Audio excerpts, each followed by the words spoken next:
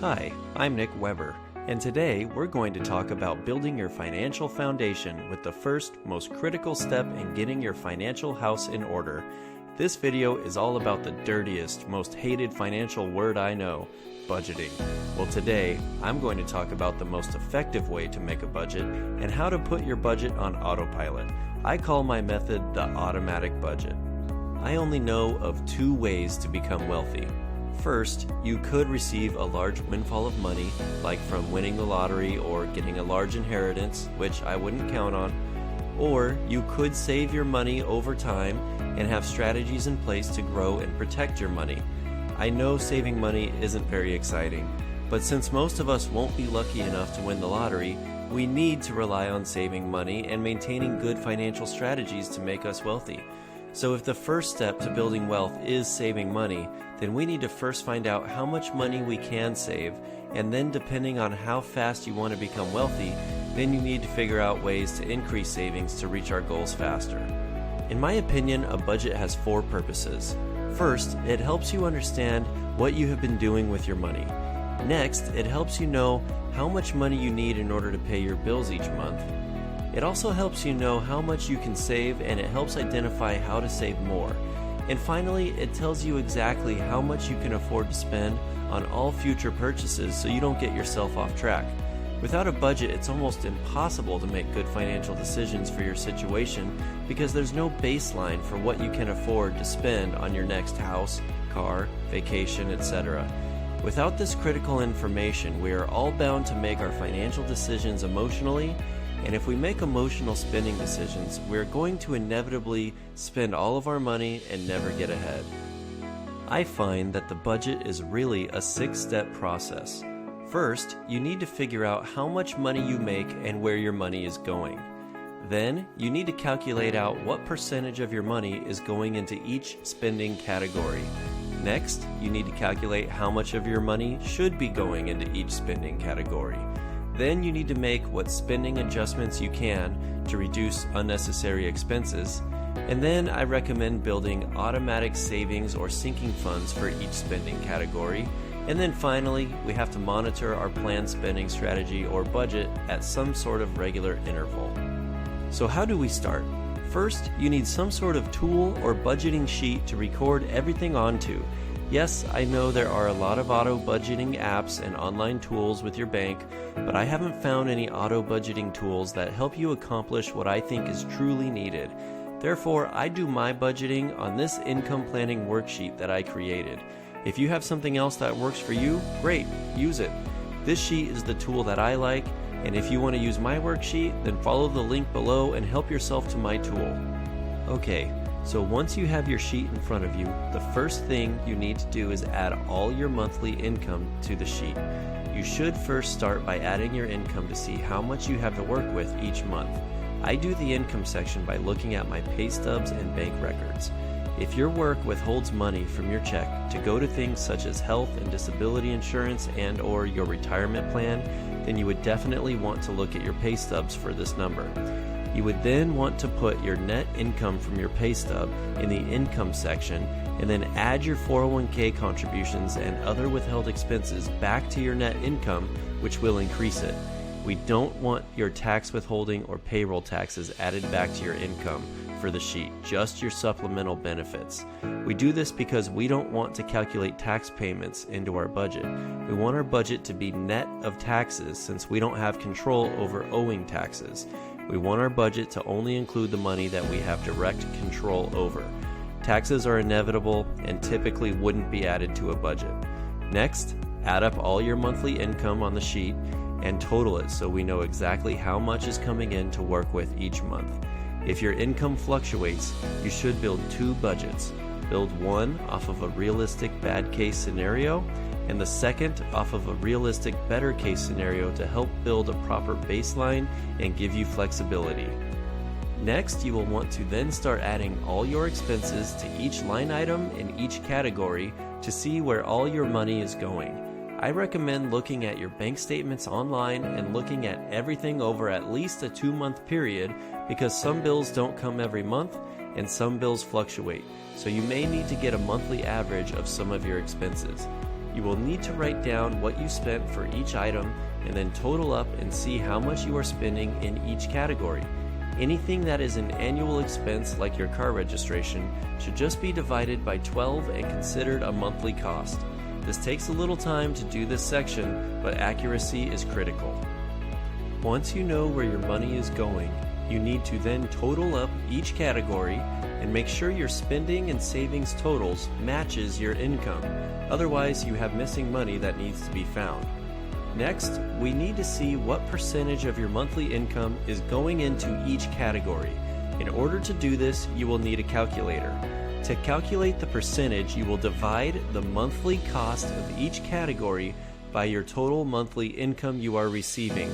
So if you were spending $4,000 a month on housing, let's say, and you were making $12,000 a month, then you would be spending 0.33, which is equal to 33% of your monthly income on housing.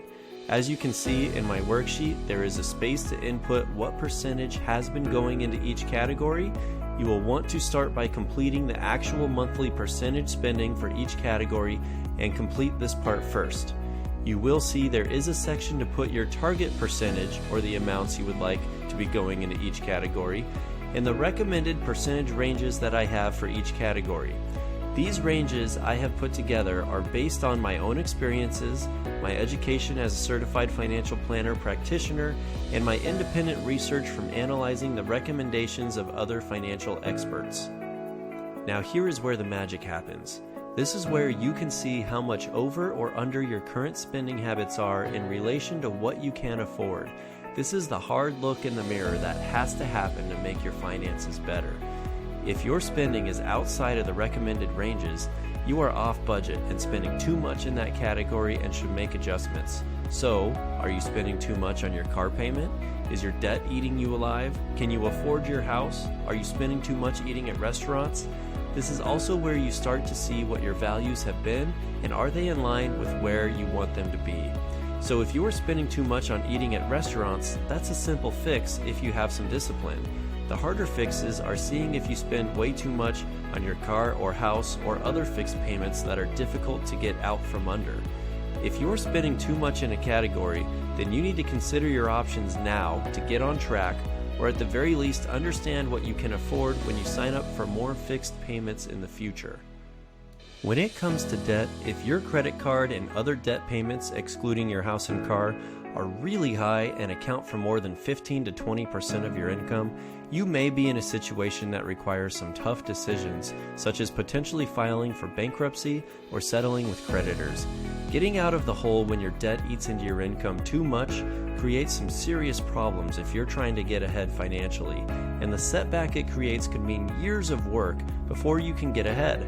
I'm not advocating people don't pay their debts, but if you are really struggling financially and it could take 5 to 10 years to pay off your debts, your alternative could be to file for bankruptcy and wipe that bad expense out immediately, and then in turn use that freed up money to start saving at a significant rate.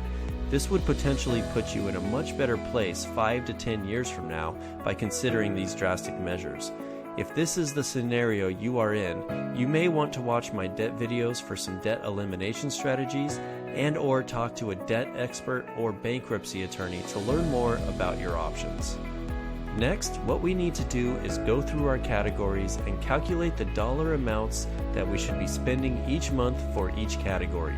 To calculate what you can afford, you take your monthly income and multiply it by the percentage target you want or should be within.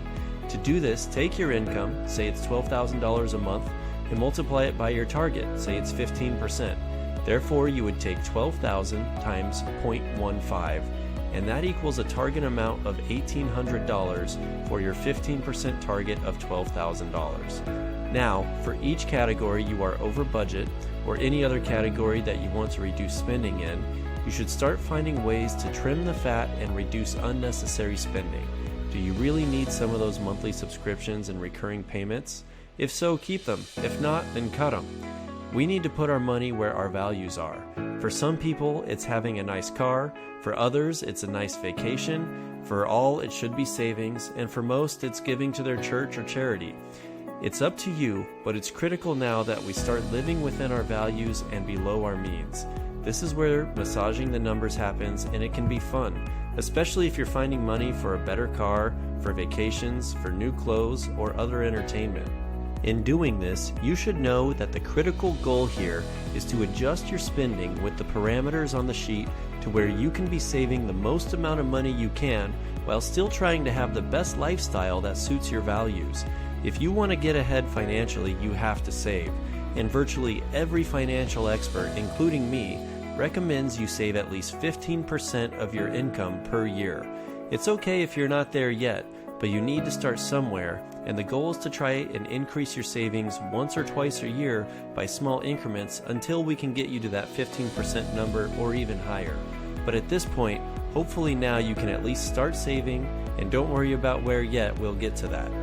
Another benefit at this part of the budget is that now we have established a baseline monthly need.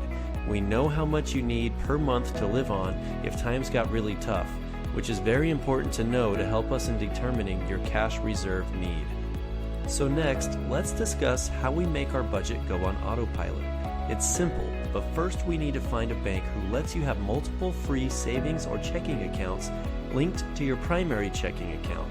Many credit unions or online banks tend to offer this. However, a big bank typically requires a certain dollar amount held with them before they offer this. We would then earmark or title each new savings account as a category that we spend money on, but don't have fixed monthly payments on, such as money for gifts, vacations, clothes, entertainment, eating out, kid expenses, etc. We will then set up automatic transfers at regular intervals that allow us to allocate the right percentage of our income automatically into the category that we are trying to maintain for our budget. For example, if you're going to be saving 5% of your income for vacations, then you should calculate how much of your income that is per month or per pay period and set an auto transfer to deposit your funds into that earmarked account automatically each month or pay period. To track all of this, in addition to the budget sheet you have filled out by now, I recommend you keep a spreadsheet of the monthly transfers that you will be making to each of your earmarked categories. Again, I am providing the sheet that I like and use. This way you can track how much of your income is going into each category, which is kept at your bank and you will keep track of by labeling your account. In addition to the separate earmarked savings accounts, I also like to have a different debit card at a different bank linked to a checking account to cover regular other frequent expenses for things like my vehicle and transportation costs. This way I know one card can be used for my vehicle and transportation, the other used for my main spending and housing related expenses, and my main account is the one that has all the other savings accounts or category funds linked to it, including my cash reserve. You can still make auto transfers between banks if you prefer to have a couple earmarked debit cards like I do, but I find it nice to not have to make a transfer if I have frequent expenses in a separate category, such as for my vehicle and transportation expenses. Some people do this overall budgeting strategy by using actual cash in envelopes, and it is referred to as the envelope method. But I prefer to save my cash in a bank in a savings account that can be transferred on the fly instead of needing to have the physical cash on hand each time I make a purchase. Finally, once the accounts are established and earmarked, we figure out at what intervals we get paid. So let's say we get paid on the 5th and the 20th of each month. We should have our funds initially deposited into our main account. Then we set up automatic transfers at some period shortly after we get paid. These transfers will come out of our main account and into the earmarked savings accounts we established. So let's say on the 6th and the 21st for this example, these transfers should be for the monthly amounts or semi-monthly amounts that you intend to allocate for each of your categories, such as for cash reserve, vacations, and entertainment. Now, whenever you go out to eat, buy clothes, plan a vacation, whatever it is, you know how much you have allocated for that expense, and you live within those parameters. It's also critical, if you want more money for something, either restrain yourself or take the funds from another category and make a sacrifice. But stop spending money you don't have. Trust me, Going into debt and making credit card payments is only going to destroy your budget and set you back. So if you want more money for something, then sacrifice your spending in a different category or don't buy it until you have enough. In practice, when all of this has been established, I have a main checking account that has most of my recurring predictable payments coming out of it, and these payments are things such as my mortgage, insurance, my bills, groceries, etc. Then I make online transfers to that account on the fly as funds are spent and needed, and I buy things that were allocated from my other categories. This budget does take some work up front, but the work is all done up front, and then you can have your budget on autopilot. This may seem a little complicated at first, but it is the simplest way I know to make an effective budget, stay within one, and get ahead financially while being lazy in the long term. I do recommend you update your budget and auto transfers into your categories at least once per year or as circumstances change. As a certified financial planner practitioner, I can assure you it's not how much you make, it's how much you save, and you can't save without a plan. Once you do the upfront work and get the automatic budget working for you, you will find it much easier to save money, know how much you can afford, and most importantly, start to enjoy guilt-free spending. In our digital world, I find this to be the best way to manage a budget and also in the long term, the least amount of work. If you prefer the old way of budgeting and like to hold the physical cash, you may want to look into other budgeting methods, but for my own practice and long-term results, I highly recommend you give my automatic budget a try. My goal is to help more people become affluent through education and asset management. I hope that you find these videos extremely helpful and can use this information to work towards becoming affluent on your own. If you get tired of doing your own research or don't have the time and energy to manage your own strategies and assets, then let my team help. We work with clients all over the United States and can help you virtually so you can work towards becoming affluent from the comfort of your own home or office. To learn more about our services, visit my website at www.nickweberwealth.com.